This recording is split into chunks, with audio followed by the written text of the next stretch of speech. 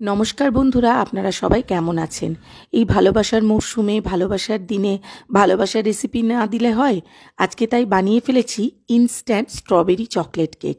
খুব অল্প সময়ে, আপনার হাতে যদি 20 থেকে 30 মিনিট সময় থাকে, একদম দুর্দান্তভাবে কেকটা তৈরি হয়ে যাবে। তার জন্য এখানে প্রথমে যে প্যানটায় আমি করব, ফ্রাইং প্যানে, তার মধ্যেই কিন্তু দুধ নিয়েছি। নিয়েছি 1 কাপ মতো ময়দা, নিয়েছি কোকো পাউডার, নিয়েছি বেকিং সোডা আর বেকিং পাউডার।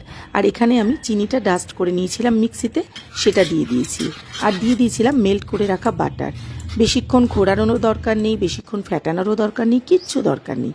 শুধু একটু ঘুরিয়ে নিয়েই এই ফ্রাইং প্যানের মধ্যেই, একদম যাতে বাতাস না ঢোকে সেইভাবে ফ্রাইং প্যানের মুখটা একটু সিল করে দিয়ে তারপর সেটাকে 15 মিনিট বেক হতে দেবেন।